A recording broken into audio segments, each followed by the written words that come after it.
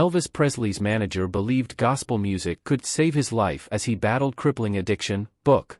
Greg McDonald has written a new book, Elvis and the Colonel, an insider's look at the most legendary partnership in show business. When Colonel Tom Parker died in 1997, the former carnival pitchman who guided Elvis Presley to stardom was reviled for reportedly exploiting the poor country boy who became king. But in his final months, the infamous manager wondered what could have been. He loved Elvis like a son, Greg McDonald told SSN 24 News Digital. The Colonel never wrote a tell-all, even after these negative stories came out about him. He refused. And when I saw Baz Luhrmann's film, I knew somebody had to come out and finally tell the truth. McDonald, who worked for Parker, has co-written a book, Elvis and the Colonel, an insider's look at the most legendary partnership in show business. The entertainment producer, who knew both men, wanted to set the record straight about their relationship. McDonald currently manages Parker's assets. Everybody depicts the Colonel as this bad guy, but if Elvis Presley was standing in the room right now, and somebody in the room said something bad about the Colonel, they'd get thrown out of the room. They loved each other, but they had a tough relationship toward the end because Elvis wasn't doing well, and the Colonel was worried about him. Presley was 42 when he died in 1977 at his home, Graceland. Shortly before his death, the former teen idol with the movie star looks and gyrating hips was a shell of his former self. He was bloated, had complained of persistent aches and pains and struggled with insomnia as he embarked on grueling tours. It was no secret to those who knew Presley that he had a growing dependence on prescription drugs, and Parker knew it. There were no Betty Ford centers, McDonald pointed out. There were no rehabs that were respectable to go to if you were a big star like Elvis. They just didn't exist. And when Elvis was in Graceland, he'd hide for weeks at a time. It wasn't healthy. People would say, "You've got to get him out of the house and get him on the road, so he'll quit this." The Colonel would tell him he needed to get his act together, McDonald continued. But this was Elvis Presley, and he knew who he was. And if you walked up to Elvis and told him, "You've got to quit doing drugs," he would throw you out of his house, no matter how fond he was of you.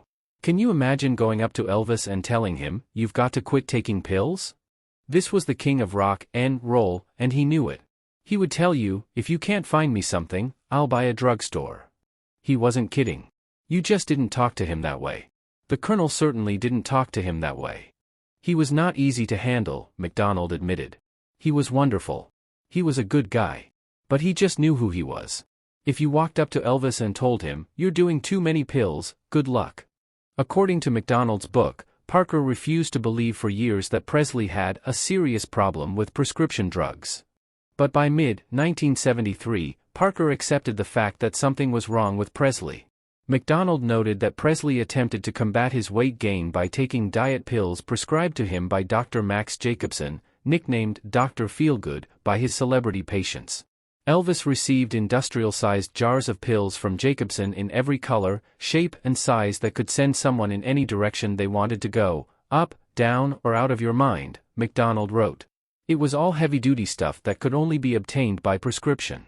Reuters reported that Presley's physician, Dr. George C. Nicopolos, known as Dr. Nick, dispensed thousands of doses of prescription drugs to the singer in the final decade of his life. According to the outlet, Nicopolos prescribed Presley painkillers such as Quaaludes, Demerol, codeine, Percodan, and Dilaudid, as well as a variety of stimulants and sedatives. McDonald wrote that one of the bottles of prescription pills had a handwritten label that read, "To keep sanity." Presley's performance on stage was also being impacted by his drug use, McDonald wrote. He claimed that at one point, Presley slurred his words, forgot lyrics and occasionally had to resort to cue cards to get through songs, when and if he felt like completing them. A frustrated Parker said, "I've had it. I've put up with this nonsense for years, but this is too much. No more. Either he straightens out or we're finished. If he can't stop taking those damn pills, then there is nothing more I can do and I'm getting out. I don't need this, see. I'm quitting." But Parker wanted to help, McDonald stressed. And he had one last idea. "The Colonel and I were down in San Diego at one of the big buildings where Elvis was appearing," McDonald recalled. Billy Graham was there for several days. He had a 100-piece choir,